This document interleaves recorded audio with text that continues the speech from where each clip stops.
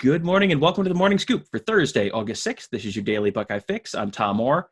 Ohio State is officially opening its fall camp today in preparation for its newly scheduled season opener at Illinois. That game is now set for Thursday, September 3rd. So yes, a real live Ohio State football game is now less than 1 month away. I'm joined today by Alex Gleitman of Buckeye Scoop to break down the Buckeye schedule, take a look around the rest of the Big Ten and the college football playoff.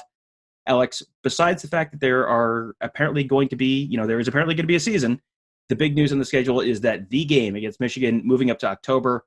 Urban Meyer used the word heartbreaking to describe it. And, we've heard for a little while that was a strong possibility.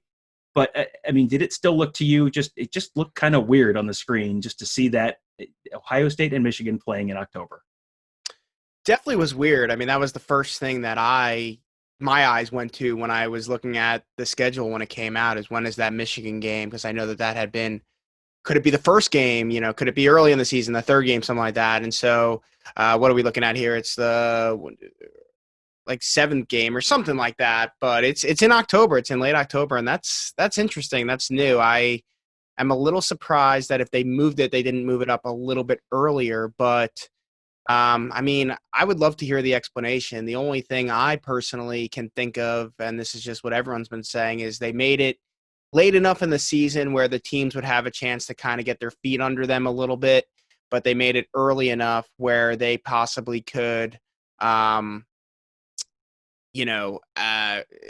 they had to for COVID reasons or whatnot, bump it back to maybe one of the bye weeks or maybe the additional bye week before the Big Ten championship. So it seems like flexibility was the big thing that they stressed when they, in all the different communications today. And so it will be interesting to see if that game does happen on October 24th, if it gets bumped to later, or, the worst case scenario, there's just no season, or a season starts and it doesn't finish. But that was weird. And, I just think this whole year is weird. So you just take it in stride and you just be happy that you potentially could be seeing an Ohio State-Michigan game this year. Yeah, I think if there is an Ohio State-Michigan game, whenever it is, people will probably be plenty happy with that, given all that is going on elsewhere around the world. One thing that was kind of interesting, I wrote on Wednesday about the last time a global pandemic interrupted the Ohio State-Michigan game schedule. That was in 1918. And that year, Ohio State and Michigan were originally scheduled to play on October 26th. And because of the 1918 influenza pandemic, that game got pushed back to November 30th. So basically almost an exact mirror image of what happened this year. And that was the first time Ohio State and Michigan had ever played in the last regular season game. So that was the first time it ever happened was because of a global pandemic. And the first time since 1942 now that it's going to happen potentially also because of a global pandemic. So just kind of a weird historical thing there. You can read that story at buckeyescoop.com if you want. Let's just run through Ohio State's schedule quickly in case people haven't seen it yet. They open Thursday, September 3rd at Illinois, home for Rutgers, at Purdue, and then home for Indiana before their first off week. That first off week is on October 3rd, so that gets you through September. Schedule picks up again with Nebraska at home on October 10th, at Michigan State, and then home for Michigan on October 24th. Then they're at Maryland on Halloween, at Penn State on November 7th, before yet another off week on November 14th. And then the regular season ends at home on November 21st against Iowa. Alex, is there something that jumps out to you as a potential danger spot or trap game on that schedule? I've been trying to look at this all day and figure that out. Obviously we know what happened the last time at Purdue. I don't think that that's going to happen again. I don't think they're going to get caught off guard in West Lafayette, and I think that one's going to be a revenge game. You get Iowa at home after a bye week, so I don't think that, especially after what happened in Iowa City last time that they played, I don't think that is going to be a game that catches them off guard. I don't think Maryland's going to be very good. Rutgers, Indiana before a bye week, could they be looking ahead a little bit there? But again, that game's at home. I think Indiana's actually going to be pretty decent this year. I think their offense, they finally have a quarterback who I think is next level for them, Michael Penix. And, Tom Allen's a good defensive coach. And it's in the horseshoe, though. I don't know. Sparty's not going to be good this year. Nebraska's in the shoe, and they're not going to be good. I still see the Michigan game, and I don't see that as a loss, but I see the Michigan game and at Penn State as the two games that I see as, ones that I would be a little bit more on the edge of my seat on. I just don't see a trap game in there, but nobody saw Purdue as a trap game when they looked at the schedule a couple years ago before the season. I don't think anyone thought they would lose to Iowa the week after they had that great comeback against Penn State. So you never know, but if I had to say one, I would say maybe that Indiana game, looking ahead before a bye, a few games before Michigan, that would be the one. But I don't know. What do you think, Tom? Yeah, Tony Gerdeman and I talked about this on the episode of Buckeye Weekly that dropped yesterday now, and that was the game I picked because I think I'm with you. I think the week after Michigan, you've got a sandwich game between Michigan and Penn State. I think there's a very good chance Ohio State comes out real flat at Maryland, but they can come out flat at Maryland, play a quarter and a half of bad football, and still win by 20 points, and it's not a huge deal. The Indiana game, my thinking was kind of similar. You're going into a bye week. It's the fourth week of the season. Who knows what kind of shape the team's in after 4 straight weeks? And Indiana is good enough that if they're healthy and they give Ohio State their best shot, they could, Indiana is good enough that they're going to get someone this year. And that's a good transition to our next topic, which was, people looking at which teams may have gotten really good, easy or really hard schedules. I mean, Wisconsin misses both Penn State and Ohio State. There were some strength of schedule measures that said Wisconsin had the easiest schedule of any Big Ten team, and Ohio State had the second easiest. On the flip side, Indiana opens with Wisconsin, home for Penn State, and then home for Illinois, which, Illinois is not too bad at home, at Ohio State, at Minnesota, and then home for Michigan. And, like you said, that could be a very, very good team, and they could theoretically be 1-5 after 6 games without suffering an upset loss. That's a pretty tough road. Is there anyone else that kind of jumps out to you as having a particularly hard or particularly easy schedule or a favorable schedule that may have worked out well for them this year? I think the rest of them are fairly okay. I would say Minnesota, I think actually isn't too bad. They get Michigan at home, they get Iowa at home. They do have to go to Wisconsin. I'm just looking at their schedule now. I mean, the rest of it's manageable. At Michigan State to open up. I mean, that should be a win. At Nebraska, home against Indiana, bye week, home against Purdue, at Illinois, bye week, home against Northwestern, at Maryland. I think Minnesota, even without Rashad Bateman, maybe they lose to Michigan. They definitely could lose on the road to Wisconsin, but I could see another 10-win season, or sorry, I guess not 10-win. Maybe we're playing 10 games. I guess 8+ win season for Minnesota, which would be another really good year for PJ Fleck. So that was one that stood out. And then I do cover Rutgers for another site, and Rutgers has I did a schedule breakdown for that site, and what I did was I put it into games that were winnable, and then games that they had little to zero chance to win. And I was pretty surprised to see that 6 of the games I actually put in the winnable category for them. And for a team that has won 0 Big Ten games the last 2 years and is playing a only Big Ten schedule, I think that just speaks volumes to my confidence in Greg Schiano versus Chris Ash. Not to mention, he's brought in a lot of transfer talent, especially on the defensive side of the ball, that I think will at least make them more competitive. And so the home games that the games I had as losses or likely losses were Ohio State, Michigan, Penn State, and Wisconsin.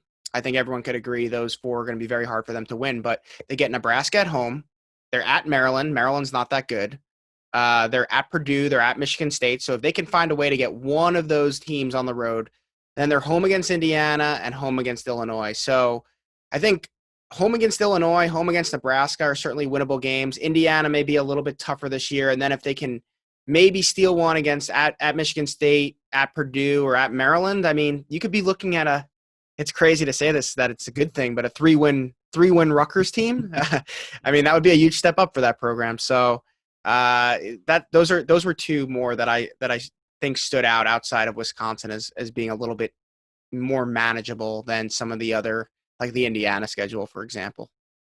Yeah, Rutgers is going to be a really interesting team this year. And I mean, the Ohio State game against them week 2, definitely not the one that, was the first one that people were looking at when the schedule came out. But, I think there are some ways that could actually be a big indication of how this game might go in this league on the whole, just because Rutgers is dealing with a big outbreak on their team that stemmed from an on-campus party on July 29th. Right now, all of their team activities are suspended. As you mentioned, you do cover them, so you have a little bit more insight than the average Ohio State reporter would on the latest on Greg Schiano's program. So when do they think they might be able to start ramping things up, and how confident are they that they can potentially keep things under control and be able to play a full season after that? I mean, I think they're confident, but just like any team across the country, all it takes is one person to not listen to the rules or just catch some bad luck. I mean, one person gets it, they could spread it to a lot of people on the team, and it could just, go like wildfire from there. So I think, they'll obviously be a little bit more stricter on the protocols and on top of their players a little bit more. And I think everyone's understanding the severity of this on the Rutgers side of things a little bit more than maybe they did before, especially these college kids. I mean, I see it all the time with not football players, just, family members and cousins that are around that age. They just don't get it. They don't understand that. And it's hard at that age to really understand the implications of everything, right? Like if you get it and then you go see your grandparents, I mean, that can end really, really bad. But I think these kids will understand it a little bit more. And I think a few staff members at Rutgers have it now. So from what I hear and talking to sources there, things seem to be good as far as nobody being in like grave danger of serious health issues, which obviously is first and foremost. But I think they're going to be extra cautious in getting back into the swing of things. I expect things to, we don't have a definitive date, but maybe in the next week or so to get back going, at least on an initial basis there. And we'll go from there. I think there is some skeptical people in that building about whether the season is actually going to happen or not. At least people think even if it starts, it may not finish. But it's I don't think anyone could truly tell you if what's going to happen here. So Rutgers is preparing. All I can say is Rutgers is preparing to play at the start of the season. And, I guess we'll have to take it day by day and see if they'll be able to get back into action and be prepared. I think their first game is that's Saturday, September 5th against Nebraska. So it's going to be interesting. That will definitely be a good indicator of what's to come for the rest of the year. Yeah, there are definitely not a lot of guarantees with anything this year. So that's I think that's understandable. And now for the extremely smooth and natural transition from Rutgers talk to the college football playoff. One other big piece of news to drop on Wednesday was the announcement that the playoff committee would announce their 4-team field on December 20th. That's a couple weeks later than normal. It is also one day after the SEC's championship game is scheduled, 15 days after the Big Ten. Big Ten scheduled to still play December 5th in Indianapolis, SEC December 19th in Atlanta.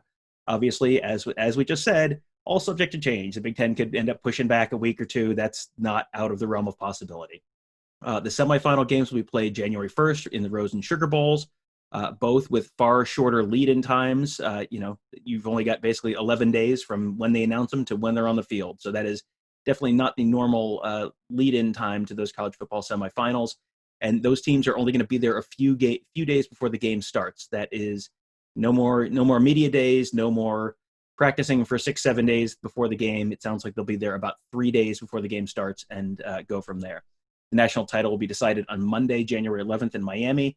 And Alex, I think that a lot of people heard that there's going to be that 11-day turnaround time from the selection show to the semifinals and wondered, if the Big Ten is playing on December 5th and the SEC is playing 2 weeks after that, is that going to benefit the SEC teams who have played more recently, or are the Big Ten teams going to be much more rested and the SEC teams are going to come in all beat up and not be in a position to really, be at 100% when the semifinals start? Where do you fall on that?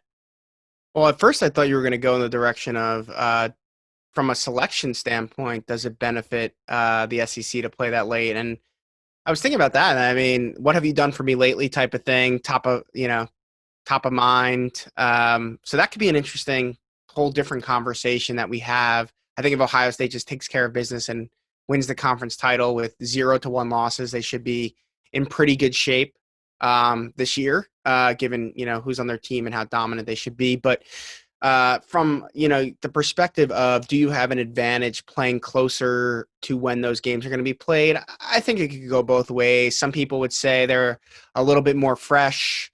They're not as rusty. I think you see sometimes, I saw this a little bit, I thought, in the Ohio State Clemson game, both teams being a little bit rusty, a little bit slower to get going. Obviously, Ohio State got going a little bit sooner than Clemson. They didn't convert on touchdowns. They were held to field goals, but I think it could go that way. But I think, at the same time, it's nice to have, some time off to be able to rest off your injuries and get healthy and get some younger guys some reps, and things like that through a longer bowl practice period. So I don't know how the NCAA is going to handle all that with bowl practice or, bowl practice regulations and things of that nature, considering some teams are going to end earlier than others. But I think there's advantages to both ways. I think if Ohio State can be like, quote unquote, using, golf analogy, leader in the clubhouse, and kind of just relax and get healthy. And, if someone gets sick during that time, they don't have to, there's time to recover and things like that. So I think I like ending a little bit earlier and having a wait and using more time to prepare and scout and recruit and things like that versus playing a little bit closer. But the players may tell you otherwise. They may tell you, let's just keep rolling. We'll take a week off or 11 days off and we'll get right back in it. So I don't know. It really could go both ways, but I lean toward ending a little bit earlier. That's just my personal preference. All right. And before we let you go, wanted to also plug your podcast, Around the Oval. You just had on Ohio State's newest commit, 2022 linebacker Gabe Powers. What was the most interesting thing you learned from him during that conversation? Yeah, I mean, honestly, he's pretty like what you see is what you get. He's exactly what I thought he would be as type of person. I mean, this kid is he's like pretty all business. He just loves to play football and wants to be a great player and is from Columbus and always thought about playing for the Buckeyes. And the interesting thing to me, though, is how they're going to use him. A lot of people just automatically assumed he was going to be a defensive end in college because he's 6'4", 220 as not even a high school junior yet. Pretty big. That's a college linebacker size right now. And so a lot of people are just like, oh, he's just going to be the next Sam Hubbard and move down to defensive end. Tyquan Lewis also played, some linebacker. And is he going to be a defensive end? I think Gabe, though, could potentially be used almost the way Tressel used kind of a linebacker defensive end hybrid. I mean, he had that like Leo, he had the Viper position, the Bobby Carpenters, the Nathan Williams, the Thaddeus Gibson type of players. And we haven't really seen that in a while. I mean, we've seen guys grow down from like a Sam Hubbard, again, from linebacker to defensive end, but we haven't seen too many, I would call it like defensive end linebacker hybrids. We've seen like the Darren Lees, who's almost a safety linebacker hybrid, but we haven't really seen the other way. And so I think Gabe can kind of bring that element to the defense. I think if Greg Madison is obviously still around at Ohio State when he comes into play, he's very familiar with using those types of players in the past. And so I thought that was really interesting. I think Malik Harrison might be the closest thing, or Baron Browning maybe this year might be the closest thing that they have to that type of player, a guy who can rush off the edge but can also play in space a little bit, stop the run, play a little bit against the pass. And so I think Gabe Powers could be one of those guys, and that was pretty interesting to hear him talk about it, how he's potentially going to be used at Ohio State. Well, you can find that episode of Around the Oval and all of our great podcasts on Apple Podcasts, Google Podcasts, SoundCloud. Just search Buckeye Scoop to find all of those. If you want to hear a more in-depth breakdown on the Ohio State schedule as well as the rest of the Big Ten, please check out the episode of Buckeye Weekly podcast that dropped yesterday. Tony Gerderman and I did a deep dive on the whole slate, including why games got moved, some suddenly very dangerous games for some of the league's top teams. Those shows and much of our coverage at Buckeye Scoop is all free and outside the paywall, so check out buckeyescoop.com. If you like what you see, please consider becoming a member. There is much more incredible content inside our members section, including regular staff chats and insight and analysis you just can't find anywhere else. And now, hey, there's less than a month to go before kickoff. So if you sign up today, give us a month, see if you like it. It is the price of a lousy chain store pizza. So you get full access to our incredible staff, some great perks. And that month is also going to include an Ohio State football pregame and an Ohio State football postgame. So this would be a great time to hop on. There's going to be a ton of talk about the lead up to the season. So sign up today at buckeyescoop.com. Thank you guys for listening. Thank you, Alex, for joining us. And we will have a great day. We will talk to you tomorrow.